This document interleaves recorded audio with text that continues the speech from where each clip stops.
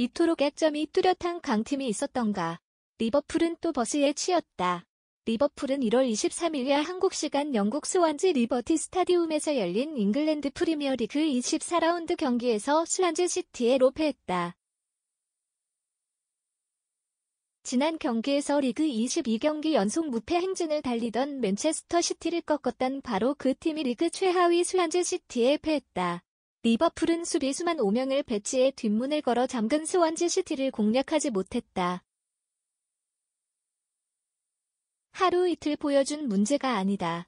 리버풀은 위르겐 클롭 감독 체제에서 내려앉은 팀을 상대로 꾸준히 약했다.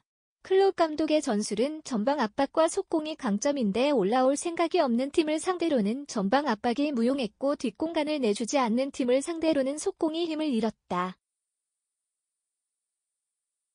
그렇게 혼자 벽과 씨름하다 세트피스 공격이나 롱볼 역습 한 번에 무너지는 패턴을 반복했다. 이번 시즌 개막전 와포드 무승부를 비롯해 지난 9월 벌리와의 5라운드 무승부도 비슷한 패턴이었다. 장신 수비수를 기반으로 수비 축구를 펼치는 웨스트 브로미치와도 비겼고 클롭의 리버풀만 만났다 하면 버스 수비로 일관하는 조세 무리뉴 감독의 맨유를 상대로도 무승부로 경기를 마쳤다. 스완지 카를로스 카르바알 감독의 표현이 정확하다. 세계 최고의 성능을 자랑하는 경주차도 빽빽한 퇴근 시간에는 마음껏 달릴 수 없다. 뒷공간을 파고들어 속공을 펼치는 팀을 상대로는 공간을 내주지 않으면 된다. 특히 이날 경기에서는 FC 바르셀로나로 이적한 에이스 필리페 쿠티뉴의 공백은 더 크게 느껴졌다. 쿠티뉴가 사라진 현재 리버풀 중원에는 무에서 유를 창조할 선수를 찾기 어렵다. 스완지 시티전 선발 출전한 엠레찬, 지니 바이날둠, 알렉스 옥슬레이드 체인벌린은 마법사와는 거리가 멀다. 찬과 바이날둠은 세밀함이 떨어지고 체인벌린도 드리블에 장점이 있을 뿐 번뜩이는 재치와는 거리가 있다. 그나마 볼을 다루는 테크닉이 좋고 연계 플레이로 찬스를 만들 줄 아는 선수는 아담 랄라나 한 명이 전부다. 이번 경기에서도 랄라나가 교체 투입된 후 리버풀의 공격력이 살아났다. 다만 랄라나는 장기 부상 이후 실전 감각이 부족한 상황이다. 물론 랄라나가 정상 컨디션이 되더라도 쿠티뉴가 맡았던 역할을 모두 해낼 수는 없다. 랄라나에게는 직접 프리킥 득점이나 과감한 중거리 슈팅을 기대하기 어렵다. 쿠티뉴는 두 줄 수비로 맞서는 팀을 상대로 없는 공간을 쥐어짜면서 스루 패스를 찔러 넣을 수 있었고 소위 쿠티뉴 존에서 터지는 강력한 중거리 슈팅으로 경기 판세를 뒤집을 수 있었다. 쿠티뉴의 중거리 슈팅을 차단하기 위해 상대 수비진이 일부 전진하게 만드는 간접적인 효과도 있었다. 이제는 클롭 감독도 약점 보완을 고려해야 할 때다. 클롭 감독은 전술 철학에 대한 신념이 강하다.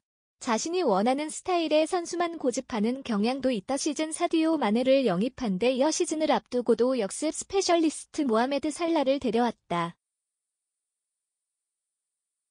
최근 쿠티뉴의 대체자로 리버풀 이적설이 있었던 토마르마 에지 모나코, 리아드 마르즈 레스터 시티 역시 속공에 능한 선수들이다.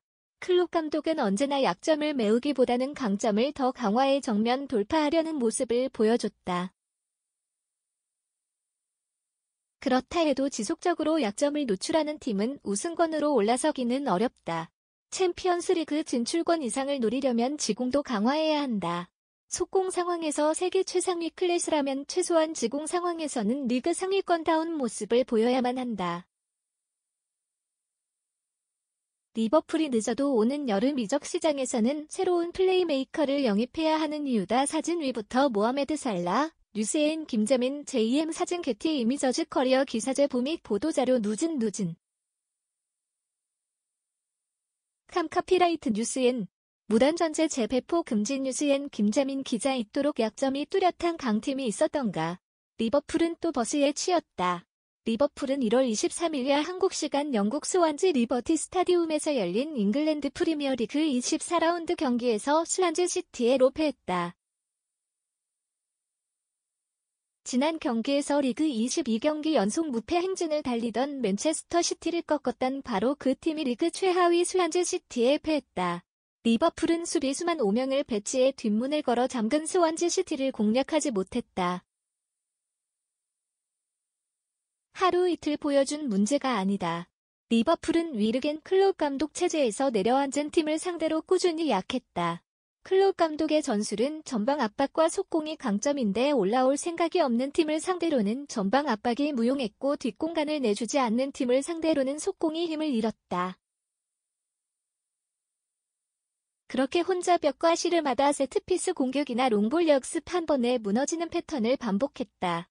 이번 시즌 개막전 와포드 무승부를 비롯해 지난 9월 벌리와의 5라운드 무승부도 비슷한 패턴이었다. 장신 수비수를 기반으로 수비 축구를 펼치는 웨스트 브로미치와도 비겼고 클롭의 리버풀만 만났다 하면 버스 수비로 일관하는 조세 무리뉴 감독의 맨유를 상대로도 무승부로 경기를 마쳤다. 스완지 카를로스 카르바알 감독의 표현이 정확하다. 세계 최고의 성능을 자랑하는 경주차도 차가 빽빽한 퇴근 시간에는 마음껏 달릴 수 없다. 뒷공간을 파고들어 속공을 펼치는 팀을 상대로는 공간을 내주지 않으면 된다. 특히 이날 경기에서는 FC 바르셀로나로 이적한 에이스 필리페 쿠티뉴의 공백은 더 크게 느껴졌다. 쿠티뉴가 사라진 현재 리버풀 중원에는 무에서 유를 창조할 선수를 찾기 어렵다. 스완지 시티전 선발 출전한 엠레찬, 지니 바이날둠, 알렉스 옥슬레이드 체인벌린은 마법사와는 거리가 멀다. 찬과 바이날둠은 세밀함이 떨어지고 체인벌린도 드리블에 장점이 있을 뿐 번뜩이는 재치와는 거리가 있다.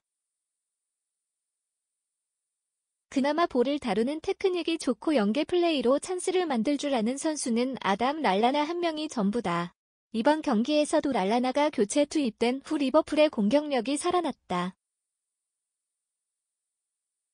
다만 랄라나는 장기 부상 이후 실전 감각이 부족한 상황이다.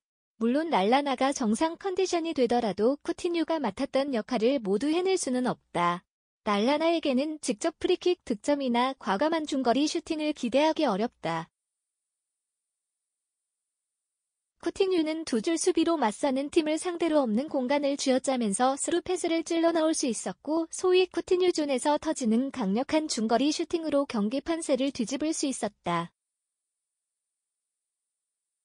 쿠티뉴의 중거리 슈팅을 차단하기 위해 상대 수비진이 일부 전진하게 만드는 간접적인 효과도 있었다.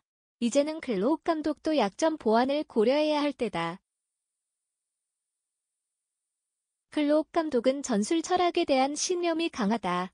자신이 원하는 스타일의 선수만 고집하는 경향도 있다. 시즌 사디오 마네를 영입한 데 이어 시즌을 앞두고도 역습 스페셜리스트 모하메드 살라를 데려왔다.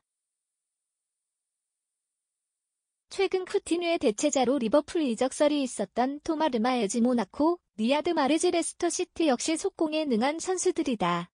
클롭 감독은 언제나 약점을 메우기보다는 강점을 더 강화해 정면 돌파하려는 모습을 보여줬다. 그렇다 해도 지속적으로 약점을 노출하는 팀은 우승권으로 올라서기는 어렵다. 챔피언스리그 진출권 이상을 노리려면 지공도 강화해야 한다.